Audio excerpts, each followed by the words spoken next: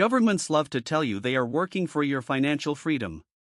They talk about stability, growth, and new opportunities.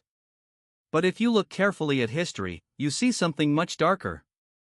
Governments have always used hidden financial tricks to keep ordinary people poor while concentrating wealth and power in their own hands.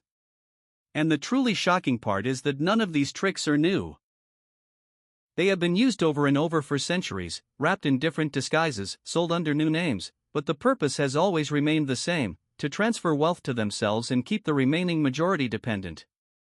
Let's begin with one of the oldest and simplest tricks: inflation. When a government spends more than it can raise through taxes, it has two options.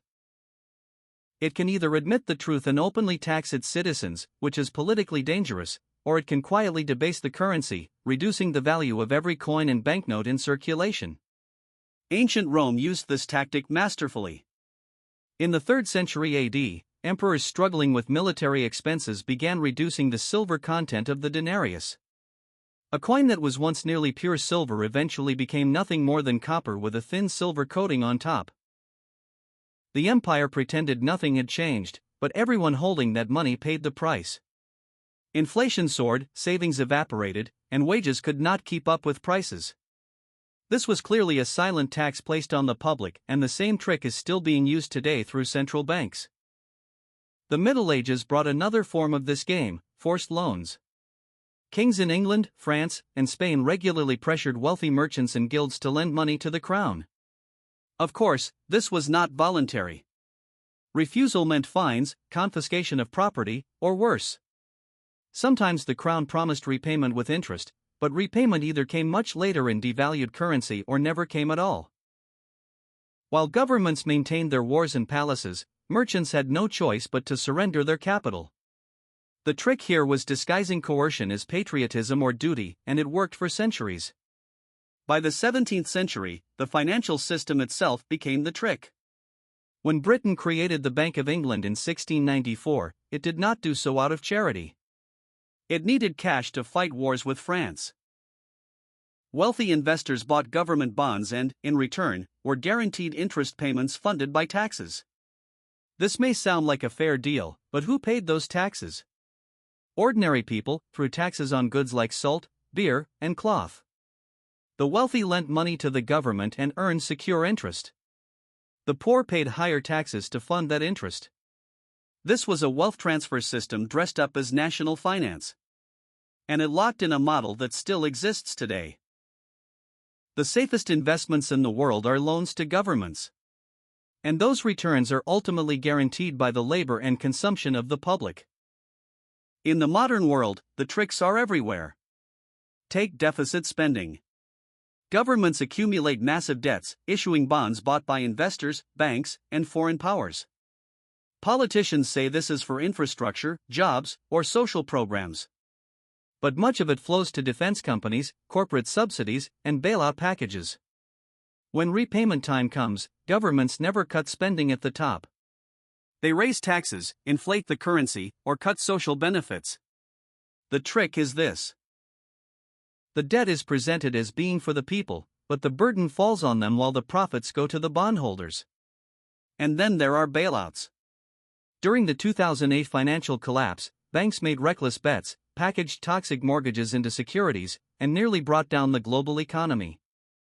Who paid the price?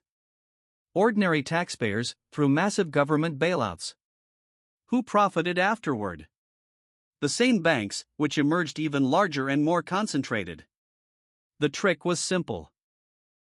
Profits were privatized, losses were socialized, and the public was told this was necessary to save the system. Even the way governments handle pensions and retirement funds is itself a trick. For decades, people in the United States, Britain, and across Europe paid into government-run systems, trusting that their money would be there when they retired. But governments do not actually save that money. They spend it immediately and leave IOUs behind. The promise is that future taxpayers will cover the bill when the time comes. This is a generational Ponzi scheme dressed up in official language. When populations age and demographics shift, the system becomes unsustainable. Then the government reforms it by cutting benefits, raising the retirement age, or inflating away the value of the payments.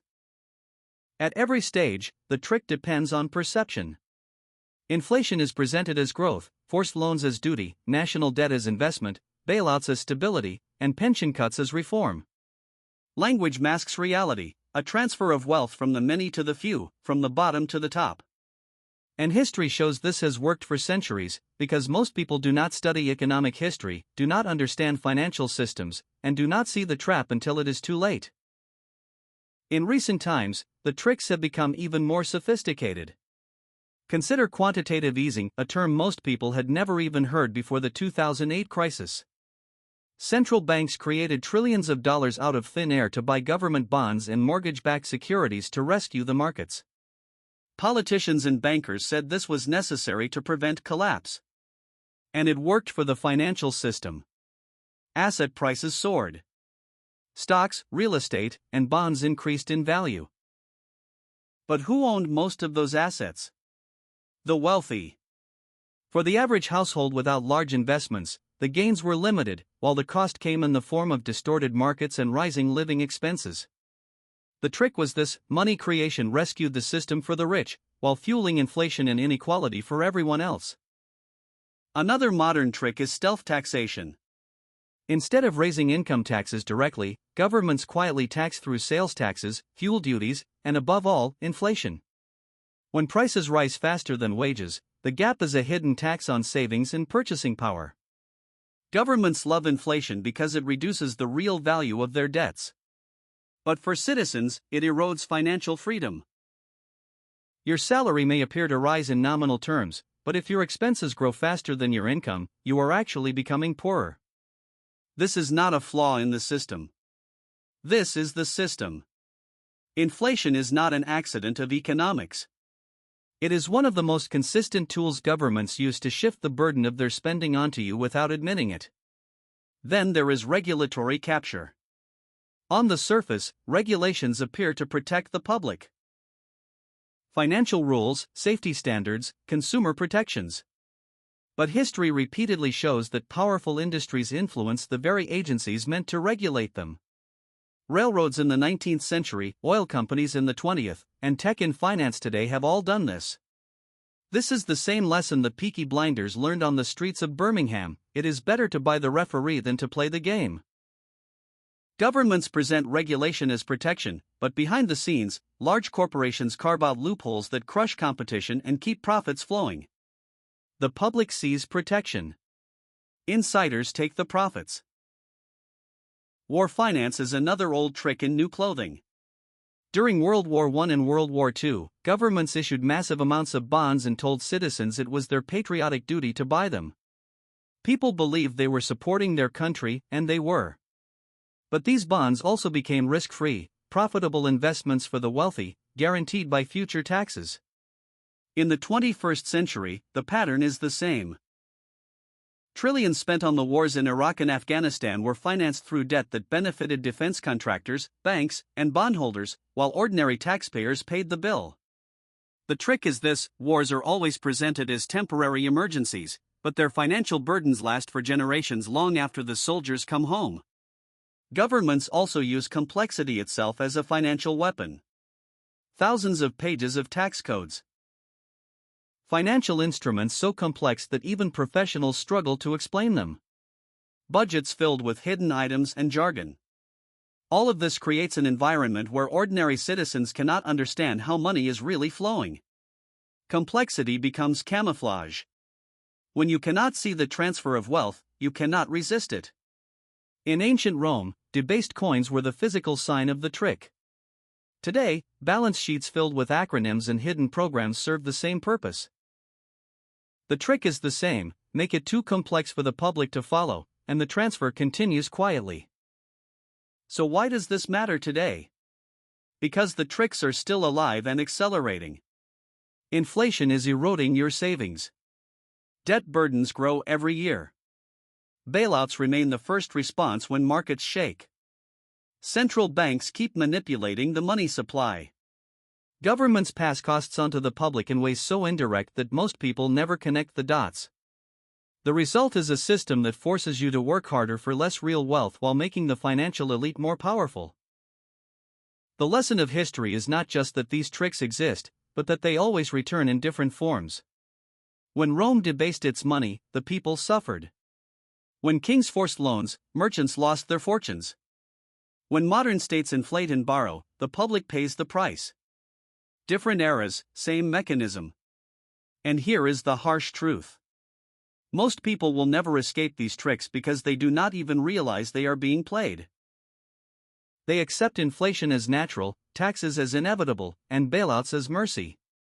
They believe government narratives and do not study economic history. And ignorance is the most powerful trick of all.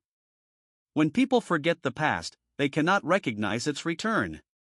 That is why governments and elites prefer a public uneducated in finance. Financial education is resistance. Economic history is a weapon. If you know the tricks, you cannot be easily manipulated. So what should you take away? First, always look beyond the headline. When governments announce stimulus, ask who profits first. When inflation rises, remember it is not just bad luck. When regulations appear, ask who wrote them and who benefits. Second, build real wealth outside the traps, assets that can hold value even when currency does not. Third, do not believe those who tell you the system works for you. Systems exist to protect themselves, not you. History does not repeat itself, but if you do not understand it, it will still crush you. The financial tricks that kept Roman citizens poor are still draining your bank account today, just dressed in modern language. The only real question is whether you recognize them in time. If this gave you a new perspective, subscribe. The answers are in history.